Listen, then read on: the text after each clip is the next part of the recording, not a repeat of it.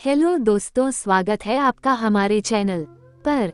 एक अनोखा प्यार की कहानी। रजनी के मौत के बाद विनोद बाबू का घर में रहना मुश्किल हो गया था। वे बेमन से अपने घर में आ पाते थे, लेकिन मंजुला के आने के बाद सब कुछ बदल गया। साधारण कदकाठी के विनोद बाबू पहले जैसे तैसे रहते थे, लेकिन दूसरी शादी के बाद वे सलीके से कपड़े वगैरह पहनने लगे थे।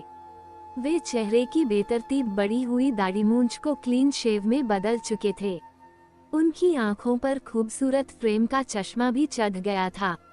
इतना ही नहीं, सिर के खिचड़ी बालों को भी वे समय समय पर डाई करवाना नहीं भूलते थे।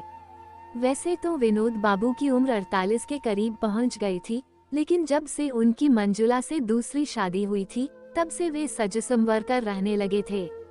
इसका सुखद नतीजा ये हुआ है कि वे अब 38 साल के आसपास दिखने लगे थे। इसी साल नवरात्र के बाद अक्टूबर के दूसरे हफ्ते में विनोद बाबू मंजुला से कोर्ट मैरिज कर चुके थे। तब से उनकी जिंदगी में अलग ही बदलाव दिखने लगा था। पहले वे छुट्टी के बाद भी किसी बहाने देर तक अपने स्कूल में जमे रहने की कोशिश करते थे, लेकिन अब ऐसा नहीं था। अभी शाम के 4:30 बज रहे थे। विनोद बाबू अपनी बाइक खड़ी करके घर में कदम रख चुके थे। वे फ्रेश होने के बाद खुद को तरोताजा महसूस करने लगे थे। मंजुला घर की छोटी मोटी चीजों को सहेजने में लगी हुई थी। बेटा बेटी ट्यूशन पढ़ने गए हुए थे। मंजुला को अकेली देखकर विनोद बाबू ने उन्हें पकड़कर अपनी गोद में बैठाने की कोशिश की। मंजुला बनावटी गुस्सा जाहिर करते हुए बोली, मम्मी जी अपने कमरे में ही हैं। आपकी आवाज सुनकर इधर आ जाएंगी। मैं अपनी माँ को बहुत अच्छी तरह से जानता हूँ। हम दोनों के रहते हुए इस कमरे में कभी नहीं आएंगी। इतना कहकर वे मंजुला को अपनी बाहों में भरकर प्यार करने लगे। तभी सासू माँ ने बहू को आवाज लगाई। मंजुला खुद को छुड़ाते हुए अपनी सासू माँ के कमरे की तरफ चली गई। सासू माँ ने मंजुला से कहा, बहू चाय बना दो। मंजुला ने हाँ कह दी। वैसे उन्हें पता है कि सास को शाम के समय अपने पड़ोसियों के घर आने जाने की पुरानी आदत है। जब तक वे 2-4 लोगों से जी भर कर बातें नहीं कर लेती हैं, उनका मन ही नहीं लगता है। मंजुला नीले रंग की साड़ी में काफी खूबसूरत लग रही थी। उसने अपने होठों पर हल्के गुलाबी रंग की लिपस्टिक लगा रखी थी। लंबे और खुले बाल उसकी खूबसूरती को बढ़ा रहे थे। सासू माँ के कमरे से लौटने के बाद मंजुला ने विनोद बाबू से कहा, आप स्कूल से थक कर आए हैं, थोड़ी देर आराम कर लीजिए। मैं आपके लिए भी चाय बना कर ला रही हूँ। मंजुला ने कुछ दिन में ही घर की रंगत ही बदल डाली थी। विनोद बाबू की पहली बीवी रजनी कैंसर के चलते गुजर गई थी। तकरीबन 6 महीने तक कैंसर अस्पताल में भागदौड़ कर अपनी बीवी की वे समय समय पर कीमोथेरेपी कराते रहे थे। वे इधर उधर से पैसे जुटाकर पानी की तरह बहा चुके थे, लेकिन आखिरी बार हुई कीमोथेरेपी के बाद दस्त और उल्टी इतनी ज्यादा बढ़ गई थी कि वे इन्हें अकेला छोड़कर चली गईं। रजनी के मौत के बाद विनोद बाबू का घर में रहना मुश्किल हो गया था। वे बेमन से अपने घर में आ पाते थे, वह भी सिर्फ अपने 10 साल के बेटे और बूढ़ी माँ के लिए। पर सब बुरे से बुरे वक्त का सबसे बड़ा मरहम होता है। कई साल गुजर गए थे। पत्नी की मौत के बाद ऐसा लगा था कि विनोद बाबू दोबारा शादी नहीं करेंगे। जब पूरी दुनिया के साथ अपने देश में कोरोना वायरस की शुरुआत हुई, तो वह सबके लिए आफत लेकर आई थी। विनोद बाबू को कोरोना महामारी के दौरान अपने स्कूल में बने सेंटर में काम करना पड़ा था। वे दूसरे राज्यों से आए हुए लोगों की काफी मुस्तैदी से सेवा में जुटे हुए थे, लेकिन उन्हें वहां ड्यूटी करना महंगा पड़ गया था, क्योंकि वे खुद भी कोविड-19 की चपेट में आ चुके थे। साथ ही टीचरों ने एम्बुलेंस बुलाकर विनोद बाबू को अस्पताल में भर्ती करवा दिया था। वे कई दिनों से अस्पताल के वार्ड में पड़े हुए थे। घर पर बेटा अर्नव था। उनका छोटा भाई अपने बीवी बच्चों के साथ अलग रह रहा था। विनोद बाबू अपनी माँ और बेटे के साथ अलग रहते थे। विनोद बाबू से 2 दिन पहले इस वार्ड में मंजुला आई थी। सांवले रंग की मंजुला देखने में काफी दुबली पतली लग रही थी, पर खूबसूरत बहुत थी। रहर कर उनकी नजरें मंजुला की ओर चली ही जा रही थीं। 2 दिन बाद रात में विनोद बाबू की तबीयत अचानक ज्यादा बिगड़ने लगी थी। रात की शिफ्ट में काम करने वाले डॉक्टर और नर्स ऊँघ रहे थे। उन्हें भी महामारी के चलते ज्यादा काम करना पड़ रहा था। ज्यादातर मरीज सोए हुए थे।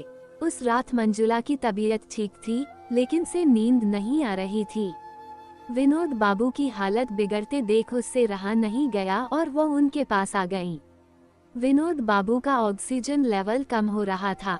छटपटाते देख वह उनके पास आकर बोली, आप पेट के बल लेटकर लंबी लंबी सांस भरने और छोड़ने की कोशिश कीजिए। मंजुला विनोद बाबू की पीठ सहलाने लगी थी। इससे उन्हें राहत महसूस होने लगी थी। कुछ देर में ही उनका ऑक्सीजन लेवल सामान्य होने लगा था। उन्होंने मंजुला का शुक्रिया अदा किया था। एक दिन मंजुला के बगल वाले बिस्तर की अधेड़ औरत मरीज मर गई। उसका बिस्तर अब खाली हो चुका था। वार्ड में दहशत का माहौल बन चुका था, इसीलिए मंजुला को उस रात नींद नहीं आ रही थी। मंजुला को बेचैन देखकर विनोद बाबू से रहा नहीं गया था। आखिरकार उन्होंने मंजुला से पूछा, अगर तुम्हें कोई परेशानी हो रही है तो मेरे पास वाले खाली बिस्तर पर आ जाओ। नहीं, ऐसी कोई बात नहीं है, मंजुला ने ये कह तो दिया था, पर वो उस दिन काफी डर गई थी। विनोद बाबू के बार बार कहने पर मंजुला उनके बगल वाले खाली बिस्तर पर आ गई थी। तुम्हारे घर में कौन कौन लोग हैं?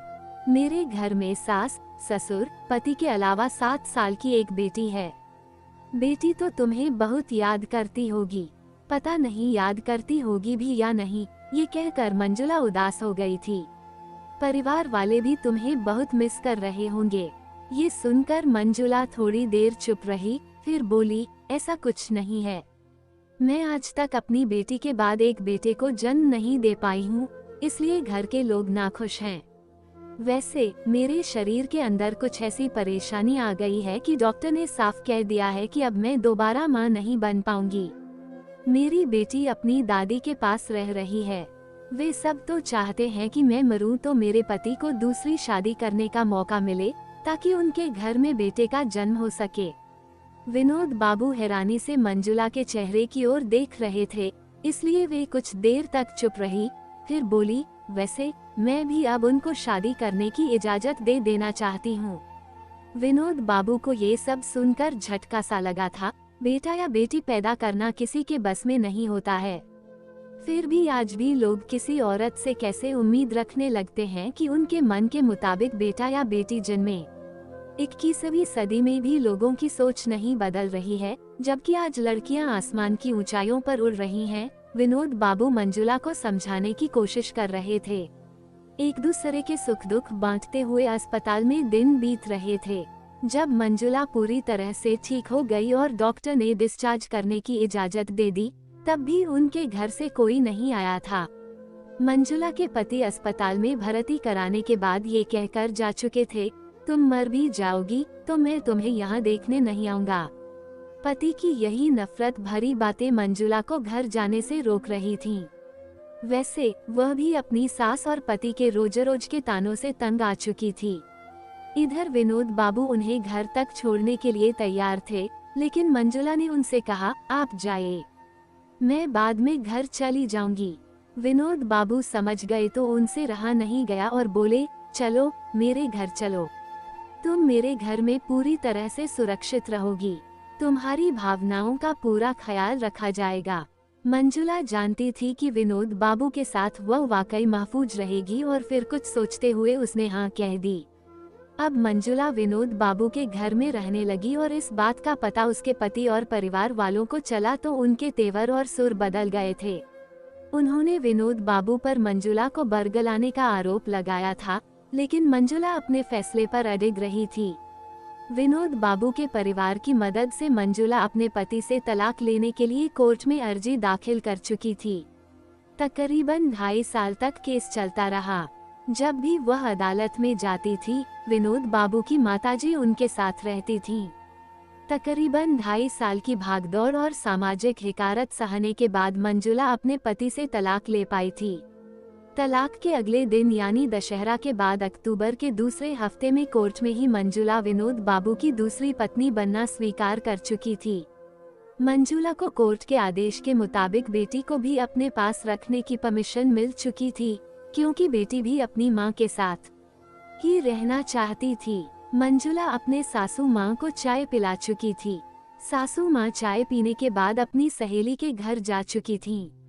अब मंजुला ट्रे में 2 कप चाय लेकर अपने कमरे में हाजिर थी। मंजुला ने जैसे ही टेबल पर चाय की ट्रे रखी, विनोद बाबू ने उसके होंठ चूम लिए। वह भी उनके गले लग गई थी। आखिर में उसने इशारा किया, जनाब, चाय ठंडी हो जाएगी। वे दोनों बातें करते हुए चाय पीने लगे थे। मंजुला चाय खत्म कर विनोद बाबू के बगल में आकर लेट गई थी। तुम्हारे साथ बातें करने में ही मेरी सारी थकान मिट जाती है, विनोद बाबू मनोहार करते हुए बोले थे। मंजुला ने अपना सिर उनके सीने पर रख दिया। सालों बाद उन्हें ऐसी खुशी मिल रही थी। तो दोस्तों, ये कहानी आपको कैसी लगी हमें कमेंट करके जरूर बताएं और इस कहानी को अपने दोस्तों के साथ शेयर जरूर करें। धन्यवाद।